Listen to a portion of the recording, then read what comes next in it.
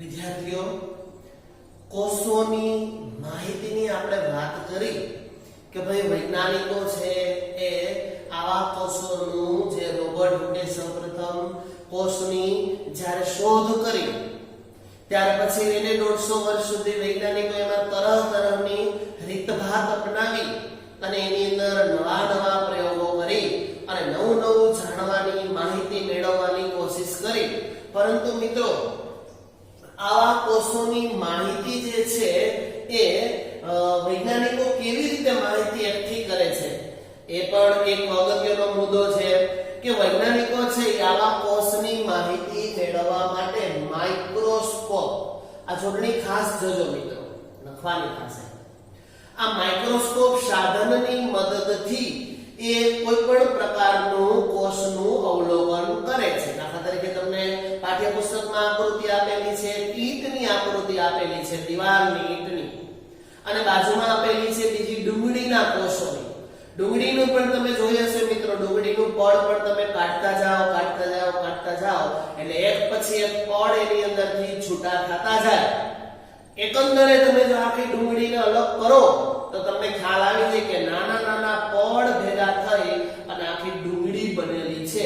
ઈ એક પડની વાત કરીએ છીએ કે એક જે પડ છે એની અંદર કેવા પ્રકારની સંરચના જોવા મળે છે એ જોવા માટે માઇક્રોસ્કોપ સાધનની તો જરૂર પડે છે મિત્રો, પરંતુ એ સિવાય એમાં મિથિલિન બ્લુ એટલે કે અભિરંજકની પણ જરૂર પડે છે. અભિરંજકના ટીપાઓ નાખી, દ્રાવણના ટીપાઓ નાખી, મિથિલિન બ્લુના ટીપાઓ નાખી અને ત્યાર પછી એને થોડીવાર પછી એને સૂક્ષ્મદર્શક માઇક્રોસ્કોપની મદદથી એનું અવલોકન કરીએ તો એમના કોષના જે કણો છે એ આપણને સ્પષ્ટ રીતે જોવા મળે છે.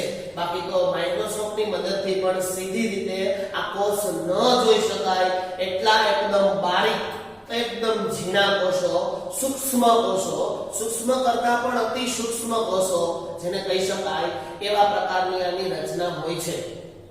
મિત્રો, તમને જાણીને નવાઈ લાગશે કે આવા લાખો સજીવો પૃથ્વી ઉપર રહે છે, બરાબર?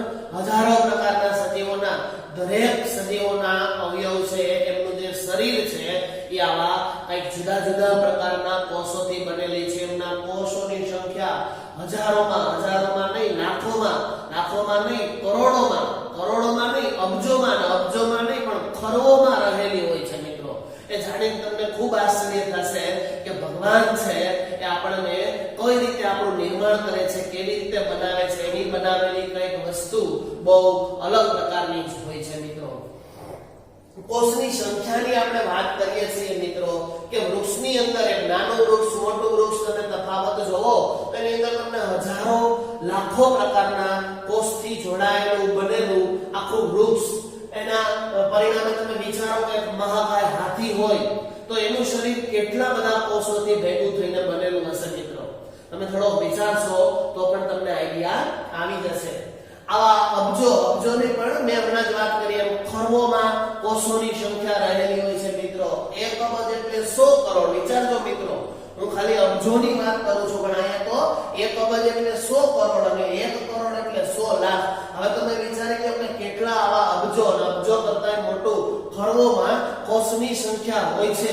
ત્યારે આ જે સજીવો છે એનું નિર્માણ થાય છે એટલે એકદમ બારીક હોય છે, જેને આપણે નરી આંખે જોઈ પણ શકતા નથી. મિત્રો, તો આવા કોષની આપણા શરીરમાં ખૂબ અગત્યતા રહેલી છે, જેની આપણે માહિતી મેળવીએ. મિત્રો, જે સજીવોના શરીર એકથી વધારે કોષોના બનેલા હોય એને બહુકોષીય સજીવ કહેવાય. તો હવે આમાં બે પ્રકારના પ્રકાર પડશે, એક એકકોષીય સજીવ અને બીજું આવશે બહુકોષીય સજીવ. નામ ઉપરથી જ આપણને આઈડિયા આવી ગઈ છે મિત્રો કે એક જ કોષથી બનેલું હોય એને એકકોષી સજીવ કહેવાય. જ્યારે એક કરતા વધારે એટલે કે બહુ ઝાઝા કોષથી જેનું શરીર બનેલું હોય એને બહુકોષીય શરીર કહી શકાય. આપણને ઘણા બધા ઉદાહરણો પણ આપણે જોઈએ. અબજો કોષો વાળા સજીવનું જીવન, તમને જાણીને આશ્ચર્ય થશે કે આ બધા જે અબજો કોષોની વાત કરીએ છીએ આવા સજીવોનું જીવન પણ આમ તો એક કોષથી જ શરૂ થાય છે, બરાબર? મૂળ તો એના પાયામાં એક જ કોષ હોય, પરંતુ ધીમે ધીમે એમના શરીર અને પરિણામે એમની કોષની સંખ્યા છે એ વધતી જાય છે મિત્રો. જે એક ફલિત અંડકોષ છે, આમ એને વિજ્ઞાનની ભાષામાં કહીએ તો એને ફલિત અંડકોષ કહેવાય. ફલિત અંડકોષ એટલે કે જે ફલિતાંડ, એનું મૂળ નામ ફલિતાંડ, વિભાજન પામી અને વિકાસ દરમિયાન આવા કોષોની સંખ્યામાં વધારો કરે છે. આ ફલિતાંડ છે એ વિભાજન પામે છે, જુદું પડે છે અને પછી એ હજારોની, લાખોની, અબજોની સંખ્યામાં વહેંચાઈ જાય છે, જેને આપણે શરીરનો વિકાસ કહીએ છીએ. મિત્રો આપણે જોઈએ કે આપણે નાના બાળકો હોય ઘરે, આપણે પોતે પણ એક સમય એવો હતો કે ખૂબ નાના હતા. આપણા મમ્મી કે પપ્પા આપણને આપણા શરીરનું વજન માંડ 2 થી 3 કિલો હતું, બરાબર? એટલે કે ત્યારે એવું કહી શકીએ કે આપણા શરીરના કોષોની સંખ્યા ખૂબ ઓછી હતી.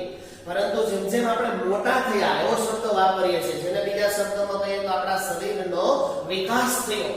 એને વિજ્ઞાનની ભાષામાં આપણે અહીંયા સમજીએ તો કે આપણા શરીરના કોષ છે એ વધે છે, મોટા થાય છે, વિભાજન પામે છે, જુદું પાડે છે અને પરિણામે અત્યારે આપણું જે શરીર છે એ વિકાસ પામીને તૈયાર થયેલું સજીવ શરીર છે એવું આપણે કહી શકીએ. મિત્રો તમને 8.3 ની અંદર A અને B આકૃતિ આપેલી છે. જો તો મિત્રો પાઠ્યપુસ્તકમાં સરસ મજાની બે આકૃતિ છે. પહેલા જોઈ એમાં A આકૃતિ છે ને, એમાં જો નીચે લખેલું છે એ આકૃતિ છે અમીબાની. એની છે અમીબા. અને બાજુમાં બીજી B આકૃતિ છે એ પેરામીશિયમ છે. શું છે એ? પેરામીશિયમ. જો ચપ્પલ જેવા આકારનું છે ને.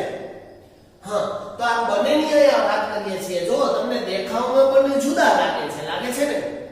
હવે અહીં આવી જાઓ મિત્રો કે એ બંને સજીવો એક જ કોષના બનેલા છે. તમને જાણીને નવાઈ લાગશે મિત્રો કે એમની શરીરની રચના કઈક અલગ પ્રકારની છે બંનેની, અમીબા અને પેરામીશિયમની. પરંતુ આ બંને સજીવો છે આમ જોઈએ તો એક જ કોષના બનેલા છે. એક કોષમાંથી જેનું શરીર છે એ વિકાસ પામેલું છે. હજી ખૂબ આશ્ચર્યની વાત તો આગળ બાકી છે મિત્રો. જો સાંભળો કે એક કોષી સજીવો જેવા કે અમીબાને એક કોષી સજીવમાં આપણે મૂકી શકીએ, બરાબર? દરિયાની અંદર, પાણીની અંદર જોવા મળે છે. એ ખોરાકનું જો સમજો મિત્રો, અમીબાની વાત કરી છે કે ખોરાકનું અંતઃગ્રહણ, ખોરાક ખાય છે. જોજો એ કેવું છે, એ ખોરાક ખાય છે જેમ આપણે ખોરાક ખાય છે એમ એ ખોરાક ખાય છે, એટલે કે અંતર્ગ્રહણ તથા પાચન કરે છે. આપણે ખોરાક ખાધા પછી શું ક્રિયા થાય છે પેટમાં? પાચનની. તો એના શરીરમાં પણ આવી પાચનની ક્રિયા થાય છે. ખોરાક મેળવે છે, ખોરાક ખાય છે અને પાચનની ક્રિયા કરે છે. સાથે સાથે આપણે જે ક્રિયા કરી છે બધી કરે છે. જોજો શ્વસન, આપણે શ્વાસ લેવાની ક્રિયા કરી છે તો અમીબા પણ શ્વસનની ક્રિયા કરે છે. ઉત્સર્જન, આપણે આપણા શરીરના જે નકામા પદાર્થો છે એમને બહાર કાઢીએ છીએ તો એ પણ એક કામ કરે છે, ઉત્સર્જન. વૃદ્ધિ, આપણા શરીરનો વૃદ્ધિ એટલે વિકાસ થાય છે એમ અમીબાના શરીરની પણ વૃદ્ધિ વિકાસ થાય છે. તેમજ પ્રજનન પણ કરે છે. મનુષ્યને પોતાના જેવો જ બીજો સજીવ ઉત્પન્ન કરવો હોય તો એને પ્રજનનની ક્રિયા કહેવાય, બરાબર? તો એ અમીબા પણ પ્રજનનની ક્રિયા કરે છે. એટલે જોયું મિત્રો કે જેમ આપણે બધી ક્રિયાઓ કરીએ છીએ એમ જ આ અમીબા એક કોષી ભલે, માણસનું શરીર બહુકોષી ગણાય, એક કરતા વધારે કોષમાંથી બનેલું છે, પરંતુ અમીબા એક કોષી સજીવ છે, એક જ કોષમાંથી બનેલું છે, છતાં પણ આપણા જેવી દરેક પ્રકારની ક્રિયાઓ એ કરે છે. એટલે આપણે એવું કહી શકીએ કે બહુકોષી સજીવોમાં આ બધા જ કાર્યો વિશિષ્ટ કોષોના સમૂહ દ્વારા પૂર્ણ થાય છે, બરાબર? આપણા શરીરમાં જુદા જુદા અવયવોના આધારે, દાખલા તરીકે આપણે ખોરાક છે તો આપણો હાથ છે ખોરાકને બનાવવાનું, પછી એમનો કોળિયો મોઢામાં મૂકવાનું કામ કરે છે, આપણા મોઢામાં દાંત ને જીભ છે એમને ચાવવાનું કામ કરે છે, ગળું છે એ અંદર પહોંચાડવાનું કામ કરે છે, પાચન ક્રિયાઓ આપણી પેટની અંદર થાય છે અને જુદા જુદા શરીરને એમાંથી જે કાંઈ પણ પોષક તત્વો જોઈએ છે એ મળી રહે છે. આમ આપણા શરીરના વિવિધ અંગો આ કાર્ય કરે છે. જ્યારે અમીબાની અંદર એક કોષી સજીવમાં આવું હોતું નથી, પરંતુ એ આપણા જેવી જ દરેક પ્રકારની ક્રિયાઓ તો કરે જ છે. કોષોના આ સમૂહને પેશીનું નિર્માણ કરે છે. જોજો મિત્રો, હવે ખાસ સમજો મિત્રો, અહીંયા બે અગત્યના પોઈન્ટ કે હવે કોષની તમને ખબર પડી ગઈ કે આ કોષ ભેગા થાય એક કરતા વધારે કોષ સમૂહમાં એટલે એને પેશી કહેવાય. શું કહેવાય? પેશી. અને આ પેશીઓનું નિર્માણ કરે છે એટલે કે પેશી બનાવે છે. એક કરતા વધારે કોષ ભેગા થાય એટલે પેશી તૈયાર થાય. અને આવી વિભિન્ન પેશીઓ જો સમજો, આવી જુદી જુદી પ્રકારની પેશીઓ છે એ આપણા અંગનું નિર્માણ કરે છે. આપણે એમ કહી શકીએ કે આપણો હાથ છે એનો પાયાનો જે મૂળભૂત એકમ છે એ કોષ છે. પરંતુ આવા હજારો લાખોની સંખ્યામાં કોષ જોડાય અને આપણા શરીરનો પેશીમાં નિર્માણ કરે છે.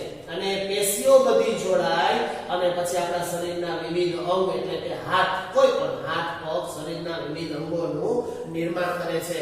તમે અમીબા અને પેરામીશિયમ વિશે કદાચ નેશનલ જીઓગ્રાફી કે ડિસ્કવરીમાં પણ જોજો. તમને એની વિશે પણ એની પણ આખી અલગ પ્રકારની દુનિયા છે મિત્રો. મેં તમને આની પહેલાના પાઠમાં પણ વાત કરેલી છે. તમને જાણીને ખૂબ નવાઈ લાગશે કે ઈશ્વર ખૂબ કૃપાળુ છે, માયાળુ છે, દયાળુ છે કે જેને આપણને આટલું સરસ મજાનું સુંદર શરીર આપેલું છે અને આપણે એમનો ખ્યાલ પણ રાખવો જ જોઈએ મિત્રો. તો હું આશા રાખું કે તમને આ સરસ મજાની વાત અહીંયા સમજાઈ ગયેલી હશે. મિત્રો પાઠમાં આગળ વાત કરીએ કોષોના આકારની. આપણે જોયું કે મનુષ્યના, પ્રાણીઓના, પશુ પંખીઓના, દરેક સજીવના, વનસ્પતિના, હાથીના, દરેક સજીવના કોષ છે, શરીર છે, કોષના બનેલા હોય છે. આ કોષ છે એ લાખો, હજારોની સંખ્યામાં, અબજોની સંખ્યામાં રહેલો હોય છે. તો આ કોષ છે એના તમને આપણે જે આગળ આકૃતિ જોઈ 8.3 ની એ આકૃતિ અમીબાની આકૃતિ. અને તમે જોઈ શકો છો મિત્રો એ આકૃતિ ઉપરથી આપણને ખ્યાલ આવી શકે, આપણે સમજી શકીએ કે જે અમીબાની આકૃતિ છે એના ઉપરથી આપણે એવું તારણ કાઢી શકીએ કે એ તો એક અમીબા એક કોષી સજીવ છે. સાથે એના શરીરનો આકાર છે એટલે કે એના કોષનો આકાર છે એ કોષનો આકાર અનિયમિત છે. જોજો એક સરખો નથી. આપણા શરીરનો આકાર નિયમિત છે, જ્યારે એના કોષનો આકાર અનિયમિત છે. એટલે કે એમને એવું કહી શકીએ કે અમીબાના શરીરને કોઈ નિશ્ચિત આકાર હોતો નથી. બરોબર? એટલે કે અનિયમિત છે, કોઈ નક્કી નથી. તમે અત્યારે અમીબાને જો, કલાક પછી જુઓ, 2 કલાક પછી પાછું નિરીક્ષણ કરો, સાંજે નિરીક્ષણ કરો, સવારે બીજે દિવસે નિરીક્ષણ કરો, દર વખતે તમને જુદા જુદા આકારમાં જોવા મળે છે. એટલે આપણે એવું કહી શકીએ કે એના શરીરનો આકાર છે એ કોઈ નિશ્ચિત આકાર હોતો નથી. એટલે કે નિશ્ચિત નથી એટલા માટે આપણે એવું કહી શકીએ કે એના શરીરનો આકાર અનિયમિત છે. નિયમિત નહીં પરંતુ અનિયમિત.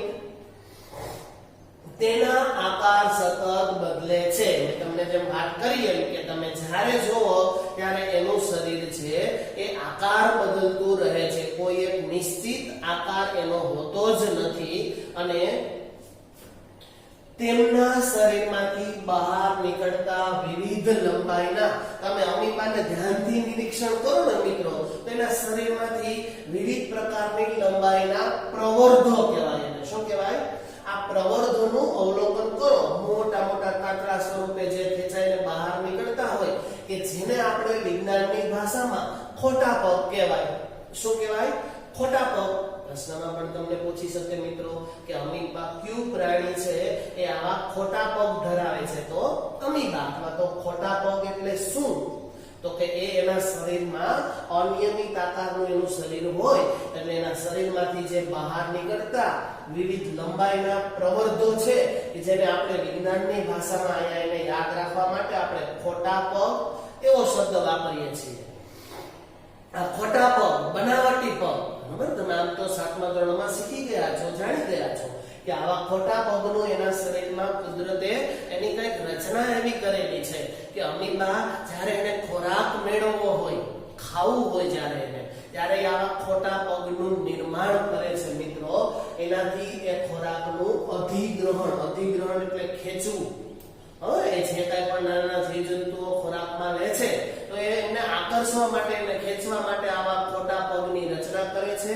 અને ખોટા પગ દ્વારા પોતાના શરીરમાં નાના જીવડાઓ, જીવજંતુ, કીટકો, સૂક્ષ્મજીવો, નાના કણો છે એમને એ પોતાના શરીરની અંદર દાખલ કરે છે અને પછી એમાંથી એનું શરીર છે એ પોષણ મેળવે છે. જેમ આપણે કોઈ ખોરાક મોઢામાં નાખી અને પછી એને ચાવી અને પાચનની ક્રિયા સુધી પેટ સુધી પહોંચાડીએ અને પેટમાંથી પાચન થઈ આપણા શરીરના વિવિધ અંગોને એમાંથી પ્રોટીન વિટામિન જે કાંઈ જરૂરી તત્વો છે પૂરા પાડે છે, એવું જ કામ અહીંયા આ અમીબાના ખોટા પગ કરે છે. ખોરાકનું અધિગ્રહણ કરવાનું કામ કરે છે.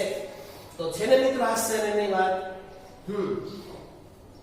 મનુષ્યના શરીરમાં જોવા મળતા શ્વેતકણ, મિત્રો આપણા શરીરમાં શ્વેતકણ હોય છે. શું હોય છે? શ્વેતકણ.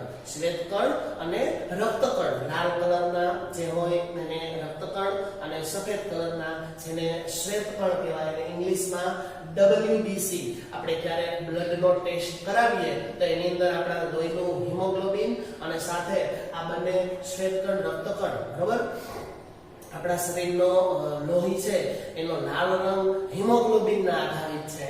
પરંતુ આપણા શરીરમાં આવા શ્વેતકણ આપણને જ્યારે પણ શરીર ઉપર રોગ હુમલો કરે છે, રોગ આવે છે, ત્યારે એની સામે લડવા માટે આપણા શરીરમાં ખૂબ અગત્યનું કોઈ વસ્તુ હોય તો એ આ શ્વેતકણ છે, સફેદ કણો, જેને ઇંગ્લિશમાં WBC તરીકે, વ્હાઇટ બ્લડ સેલ્સ, બરાબર, WBC તરીકે એને ઓળખવામાં આવે છે. પણ એક કોષીય સંરચનાનું એક સરસ મજાનું ઉદાહરણ છે આપણા શરીરમાં પણ આ WBC એટલે કે જેને ગુજરાતીમાં શ્વેતકણ કહેવાય, એ આવી જ એક કોષીય સંરચના ધરાવે છે. એનું ખૂબ સરસ મજાનું ઉદાહરણ છે, જે પોતાનો આકાર બદલી શકે છે. આ શ્વેતકણ આપણા શરીરમાં જે અંદર રહેલા છે, બરાબર, આપણને ક્યારેક વાગ્યું હોય તો આપણને ઘામાં રસી પડી જાય છે એવું આપણે કહીએ છીએ. પરિણામે સફેદ કલરનો જે પદાર્થ જેને આપણે શ્વેતકણ, બરાબર, કહીએ છીએ, એ જે રસી છે એ આપણા શરીરમાં WBC છે એ શ્વેતકણ પણ એક પ્રકારનો કોષ છે. જ્યારે અમીબાની વાત કરીએ તો કે એ એક પૂર્ણ વિકસિત સજીવ છે. આમ બંને અલગ છે, પરંતુ અહીંયા આપણને વધારે સમજાવવા માટેનું ઉદાહરણ આપેલું છે જેનું સ્વતંત્ર અસ્તિત્વ રહેલું છે. એટલે કે એનું કંઈક અલગ અસ્તિત્વ છે, પરંતુ એ વિકસિત સજીવ તરીકે એમને ઓળખી શકાય છે.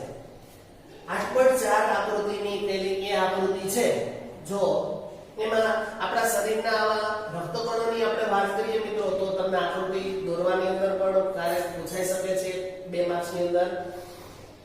3 આકૃતિ તમને સરસ મજાની આપેલી છે જો પાઠ્યપુસ્તકમાં છે ને. એમાં પહેલી આકૃતિ છે મનુષ્યના ગોળાકાર રક્તકણ. જો લાલ કલરના એકદમ આપણા શરીરમાં જે ગોળાકાર રક્તકણ હોય છે એની આકૃતિ છે. બીજી છે ત્રાકાકાર સ્નાયુ કોષો. આપણા શરીરમાં જે સ્નાયુ હોય છે ત્રાકાકાર કહેવાય. એનો આકાર જુઓ તમને ખ્યાલ આવી જશે. અને ત્રીજું છે લાંબો શાખિત ચેતાકોષ. આપણા શરીરમાં આવા ચેતાકોષ હોય છે, સ્નાયુ કોષ હોય છે અને આવા રક્તકણો પણ હોય છે કે જેની મદદથી આપણું આખું શરીર બને છે, વિકસિત થાય છે, વિકાસ પામે છે. કોષોના જુદા જુદા સંઘટકો એટલે કે એના ભાગ, જો અહીંયા નવી વસ્તુ એ શીખવાની છે કે એના એક પટલ દ્વારા ઘેરાયેલા હોય છે. એના જે ભાગ છે એક મોટો પટલ એટલે એક પ્રકારનો પડદો એના દ્વારા ઘેરાયેલા હોય છે. આ પટલ વનસ્પતિ કોષની અંદર, આ પટલ છે એ વનસ્પતિ કોષમાં તેનાથી વિશેષ એક આવરણ આવેલું હોય છે. વનસ્પતિમાં પણ આવું જ હોય છે, પરંતુ એક વિશેષ પ્રકારનો એની અંદર આવરણ હોય છે, જેથી વનસ્પતિ છે એ તડકો છે, ઠંડી છે કે વરસાદની સિઝનમાં પાણી છે એને સહન કરવા માટે આપણા કરતા વધારે સક્ષમ છે. કારણ કે એને પણ ભગવાને કંઈક આવી કોષની તો રચના કરી છે, પણ વધારાનો પણ એક પડદો, એક પ્રકારનું પડ આપેલું છે અને જેના દ્વારા એ આવી બાહ્ય પરિસ્થિતિનું જ્યારે નિર્માણ થાય છે ત્યારે તે એમની સામે રક્ષણ મેળવવા માટેનું કાર્ય કરે છે, જેને કોષ દિવાલ તરીકે ઓળખવામાં આવે છે. આપણા શરીરમાં આવી કોષ દિવાલ નથી હોતી, પરંતુ વનસ્પતિમાં આવી કોષ દિવાલ હોય છે. બધા જ કોષો ભેગા થઈને એક આખી કોષ દિવાલ બને છે, જેને આવા બાહ્ય જ્યારે જે બાહ્ય પરિસ્થિતિ ઉદ્ભવતી હોય ત્યારે એમને એમના શરીરને રક્ષણ આપવાનું આ કાર્ય કરે છે. તે કોષોને આકાર તેમજ દ્રઢતા પ્રદાન કરે છે. આ કોષ દિવાલનું શું કાર્ય છે? તો કે કોષને આકાર આપવાનું. એક કામ એનું એ છે કે કોષને આકાર આપે છે, અને બીજું એને દ્રઢતા, એકદમ મજબૂતાઈ. દાખલા તરીકે તમને આકૃતિ 8.7 આપેલી છે, જોવો જોઈને, બરોબર, પાછળના પેજે છે, જોઈ. ઓકે, તો 8.7 આકૃતિના આધારે આપણે કહી શકીએ કે આવી કોષ દિવાલ કોષને આકાર અને દ્રઢતા પ્રદાન કરવાનું કાર્ય કરે છે. અને છેલ્લી વાત આપણે કરીએ કે બેક્ટેરિયાના કોષમાં પણ આવી કોષ દિવાલ જોવા મળે છે. જે આપણે આગળ બેક્ટેરિયા વિશે અભ્યાસ કરી ગયા છે ને, એ બેક્ટેરિયાના શરીરમાં પણ આવી કોષ દિવાલ રહેલી હોય છે.